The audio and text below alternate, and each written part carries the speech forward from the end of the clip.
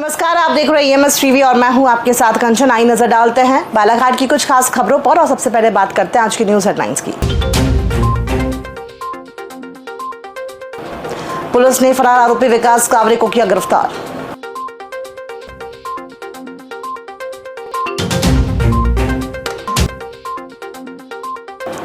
सरकारी भूमि से अतिक्रमण हटाने ग्रामीणों ने कलेक्टर से लगाई गुहार।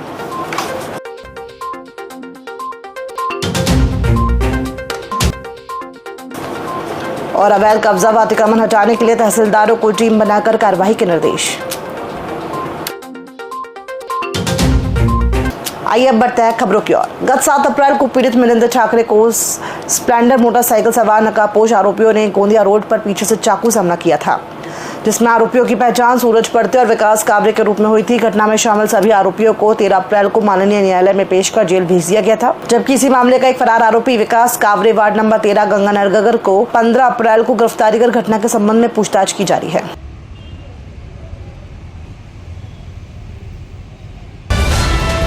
बालाघाट जिले के ग्राम छोटी कुम्हारी में अवैध अतिक्रमण के खिलाफ ग्रामीणों ने कलेक्ट्रेट पहुंचकर कलेक्टर को ज्ञापन सौंपा। सर्व समाज समिति के अध्यक्ष शिवचरण पिछोड़े और उम्मेद बलोने ने बताया कि गांव में छोटा झाड़ का जंगल अतिक्रमण डूब क्षेत्र में आता है, जहां कुछ लोगों ने सरकारी भूमि पर अवैध रूप से मकान निर्माण किया है। उन्होंने कहा कि 2015-16 से 2023-24 तक कई बार प्रशासन को आवेदन दिया गया है, लेकिन अतिक्रमण नहीं हटाया गया। कलेक्टर से तत्काल सीमांकन कर सरकारी भूमि को अतिक्रमण मुक्त करने की मांग की गई है। हम कलेक्टर कार्यालय में इसलिए आए थे कि ग्राम पंचायत कुमारी के माध्यम से अतिक्रमण के विषय पर करीब दो साल हो चुका, इसमें हमने 3 से 4 बार शिकायत दर्ज तहसीलदार साहब यहाँ पर किया और कलेक्टर साहब को भी दिया। बाकी आज तक तो न कोई सुनवाई हुई न कोई कार्रवाई की गई। ग्राम के कुछ लोगों के द्वारा ठीक है सर, शासकीय भूमि से लगी हुई भूमि है, जिस पर करीब 10 साल से 20 साल से अतिक्रमण करके वो खेती कर रहे हैं। हमने इसके पहले कलेक्टर, तहसील महोदय, तहसीलदार और SDM महोदय को आवेदन किया, लेकिन उस जमीन को आज तक उनके द्वारा सीमांकन नहीं किया गया और ना ही किसी प्रकार की कार्रवाई की गई।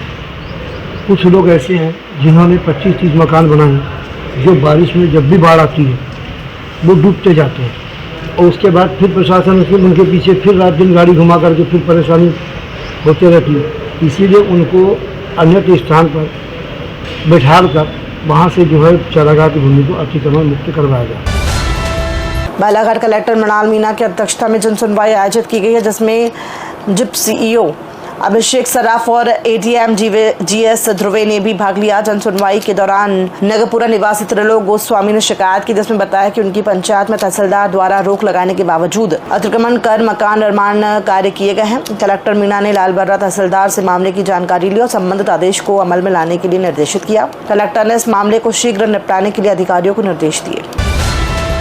रबी सीजन में धान की फसल को सिंचाई के लिए पानी नहीं मिलने से 2 दर्जन से अधिक गांवों में फसल सूखने की कगार पर है।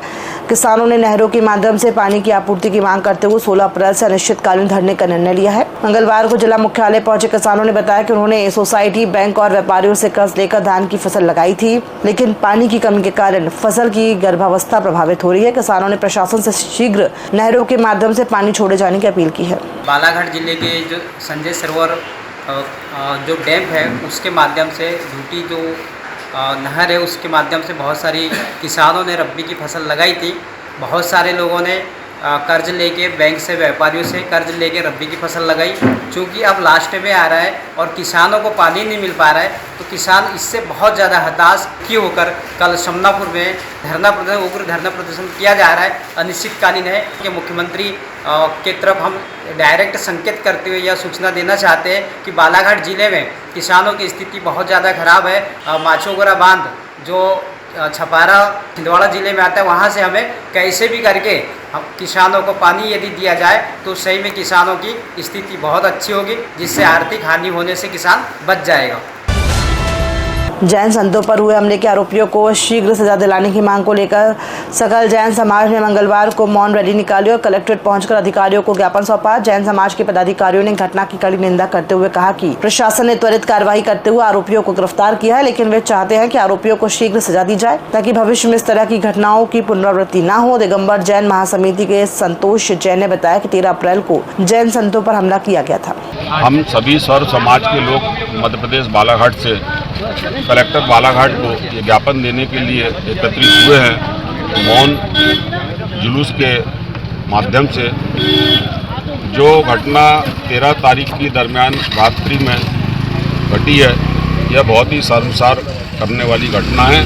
हालांकि प्रशासन के द्वारा पुलिस प्रशासन ने माननीय मुख्यमंत्री जी के निर्देश पर तो त्वरित कार्रवाई की है और जो आरोपी थे उनको गिरफ्तार कर लिया है। हमारा उसमें केवल यही कहना है कि आरोपियों को गिरफ्तार तो कर लिए, लेकिन इनको सज़ा कब मिलेगी?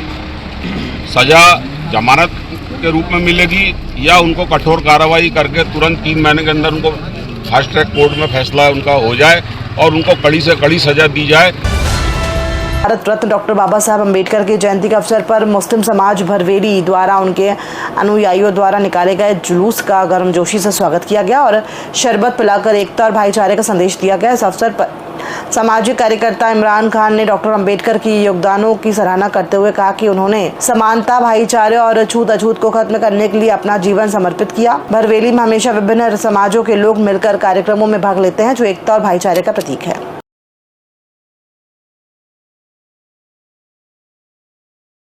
खबरों में फिलहाल इतना ही। दीजिए इजाजत। नमस्कार।